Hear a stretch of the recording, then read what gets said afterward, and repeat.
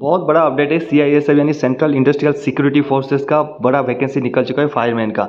इसके बाद वाला वीडियो आएगा आपका सीआरपीएफ और बीएसएफ में 60,000 पोस्ट है, उस वीडियो को पक्का देखना, इसलिए चैनल को सब्सक्राइब कर लेना। मैं यहाँ पर बताना चाहूँगा सेंट्रल इंडस्ट्रियल सिक्योरिटी फोर्स जो सीएपीएफ होता है, सेंट्रल आर्म्ड पुलिस फोर्सेस के अंदर सीआईएसएफ एक बेस्ट फोर्स होता है। सेंट्रल इंडस्ट्रियल सिक्योरिटी फोर्स जितने भी सीएपीएफ है उनमें से सबसे अच्छा फोर्स यही होता है और इसमें वैकेंसी निकला है मेल के लिए कांस्टेबल फायरमैन का, जिसका एप्लीकेशन डेट आपका शुरू हो जाएगा 31 अगस्त को शुरू हो जाएगा और 30 सितंबर को इसका डेट बंद हो जाएगा। क्लोजिंग डेट आपका रहेगा रात को 11 बजे 30 तारीख को सितंबर को, ठीक है।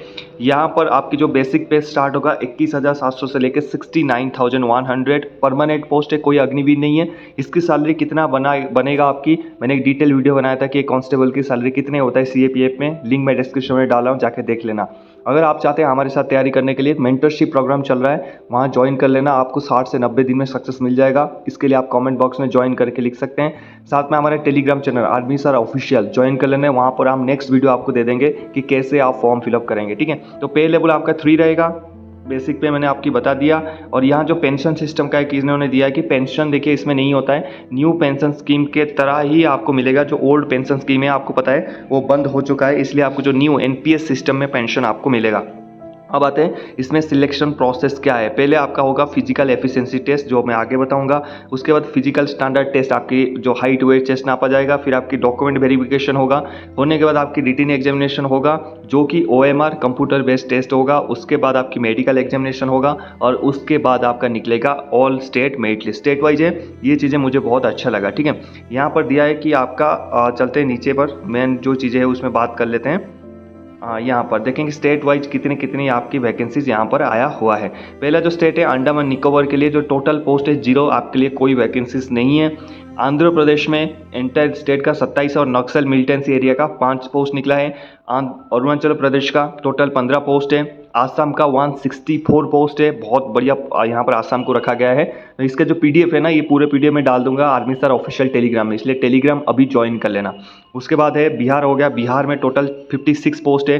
चंडीगढ़ में स्टेट के लिए कुछ नहीं है, लेकिन छत्तीसगढ़ में जो नक्सल एरिया है उनके लिए आपकी 41 पोस्ट है और एंटायर स्टेट के लिए छत्तीसगढ़ का 14 है। चंडीगढ़ में कोई वैकेंसी नहीं है। दादरा नगर हवेली एंड दामन दीव टोटल 0 है। दिल्ली में 9 पोस्ट है, गोवा में 1 है, गुजरात में 32 है, हरियाणा में 14 है और हिमाचल प्रदेश में 4 है। जम्मू एंड कश्मीर में टोटल 65 पोस्ट है।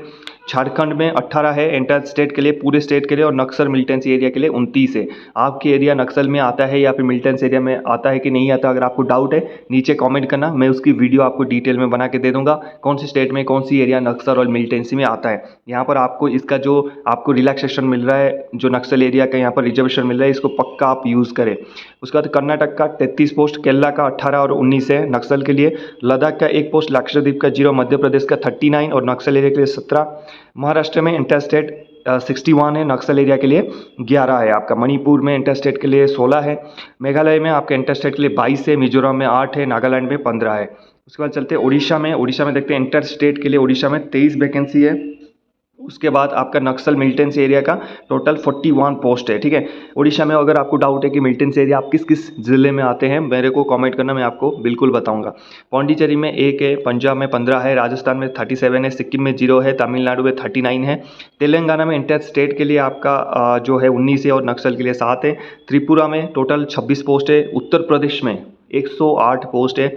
उत्तराखंड में आपका जो पोस्ट है वो है 5 पोस्ट है। वेस्ट बंगाल में 49 और नक्सल के लिए 6, टोटल 1130 पोस्ट है। बहुत अच्छा पोस्ट है, इसके बारे में आपको अभी से तैयारी करना चाहिए, ठीक है। आप परफेक्ट होने के लिए कोशिश मत करिए, आप शुरू करवाइए, और शुरू करने के लिए सबसे बेस्ट तरीका है हमारे मेंटरशिप प्रोग्राम ज्वाइन करिए। हम वहाँ पर आपको गाइड करते हैं कैसे पढ़ना है, क्या पढ़ना है, कितनी पढ़ना है, कब पढ़ना है, सब कुछ और गाइड करके आपको बता देंगे, ठीक है। यहाँ पर एक सर्विसमैन के लिए 10% का आपका रिजर्वेशन है, जो एक सर्विसमैन के लिए वो तो सीट आपको ही मिल जाएगा, ठीक है।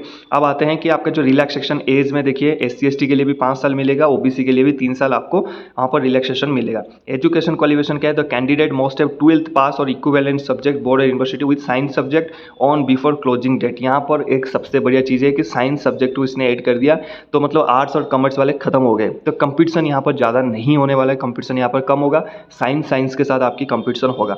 एज लिमिट है 18 से लेकर 23 है, दैट इज़ आपका 1/10/2001 से लेके 30/9/2006, इन दोनों के बीच में। आप लोग बहुत पूछते हैं कि सर मेरा ये एलिजिबल है कि नहीं। भाई यहाँ पर क्लियरली लिखा है 30/9/2006 और 1/10/2001 के बाद, इससे पहले आपकी अगर जन्म तिथि है या फिर इसी डेट को है, आप इसमें बिल्कुल एलिजिबल है। आप किस लिए पूछते हैं मुझे ये समझ में नहीं आता, ठीक है। उसके बाद यहाँ पर दिया है जैसे गुजरात में, वहाँ पर 18984 राइट्स और कम्युनल राइट्स के लिए आपकी जो जनरल के लिए 5 साल, ओबीसी के लिए 8 साल और SC/ST के लिए भी 10 साल यहाँ पर रिलैक्सेशन मिलेगा, ठीक है। यहाँ पर आपकी फॉर्म भरने के लिए यहाँ पर दिया है कि कैसे कैसे फॉर्म भरना है। मैं दूसरा आपको डिटेल वीडियो बना के यहाँ पर दे दूँगा, ठीक है। कुछ और इंपॉर्टेंट पॉइंट देखते हैं, अगर कोई इंपॉर्टेंट पॉइंट इस PDF में है तो मैं आपको दे दूँगा। ये सब डिपेंडेंस के लिए दिया है। मेडिकल कैटेगरी दिया है, मेडिकल कैटेगरी में दिया है कि जो शेप 1 कैटेगरी है, इसके लिए दिया है कि आपकी मेनली ये जो एक्स सर्विसमैन होते हैं ना, जो आर्मी, नेवी और एयरफोर्स से आते हैं, उनकी वहाँ पर उसके लिए दिया है। आपके लिए कोई ज़रूरत नहीं मेडिकल कैटेगरी, आपको तो सिर्फ जो PST होता है इसका, फिजिकल स्टैंडर्ड टेस्ट, और PET फिजिकल एफिशिएंसी टेस्ट, इस चीज़ों को आपने क्लियर करना है, ठीक है। रिक्रूटमेंट प्रोसेस यहाँ पर दिया है, देख सकते हैं कि आपका क्या क्या होगा। मैंने ऊपर आपको समझा दिया था, आप बता देता हूँ क्यों आपको क्या क्या चीज़ें चाहिए। फिजिकल एफिशिएंसी टेस्ट में आपका क्या है, पहले आपको क्लियर करना है 5 किलोमीटर रनिंग 24 मिनट मिलेगा आपको। 24 मिनट में 5 किलोमीटर आपको कंप्लीट करना है। ज़रूरी नहीं है आगे आना है पीछे आना है, आपको 24 मिनट मिलेगा। 24 मिनट में आपको क्लियर करना है, समझ गए।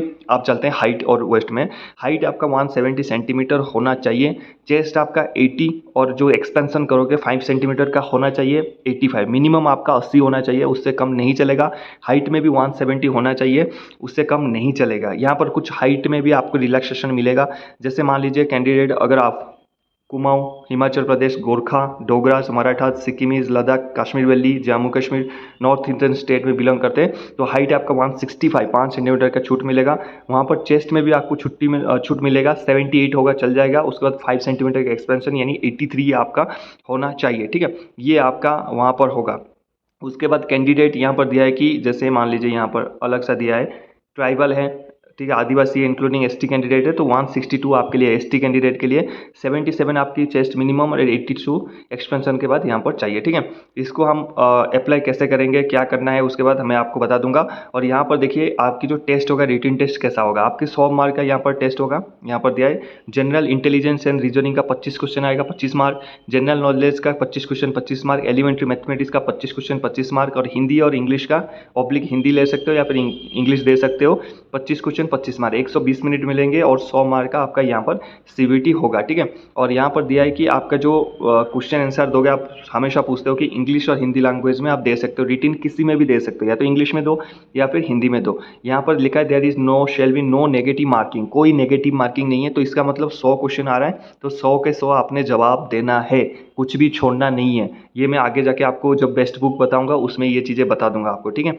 और यहाँ पर आप कहाँ पर अप्लाई करोगे, http://recruit.cisf.gov.in पर, और यहीं पर आपकी मिल जाएगा क्या है, आंसर शीट आपका मिल जाएगा, हम आपको बता देंगे इस चैनल पे, ठीक है।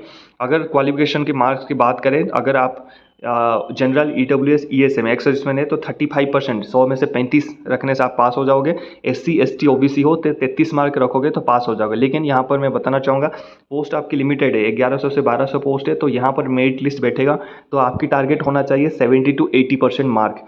तो वो कैसे अचीव होगा, वो आप मेंटरशिप प्रोग्राम में आपको बताएंगे कैसे वो अचीव हो सकता है इतने कम टाइम में, और वो सिर्फ स्मार्ट स्टडीज से ही होगा। बाकी अगर आप ज्वाइन करना चाहते हैं टेलीग्राम में हमें कॉन्टैक्ट कर सकते हैं, या फिर इस वीडियो के नीचे डिस्क्रिप्शन में आप कमेंट कर सकते हैं, हमारी टीम आपको संपर्क कर लेगा। Free Telegram channel army sir official join कर लेना। कुछ भी क्वेरी आप नीचे कमेंट करिए। बाकी मिलते हैं नेक्स्ट टॉपिक में, कुछ अलग से आपके लिए लेके आएंगे CISF में। जय हिंद, हैप्पी यूनिफॉर्म।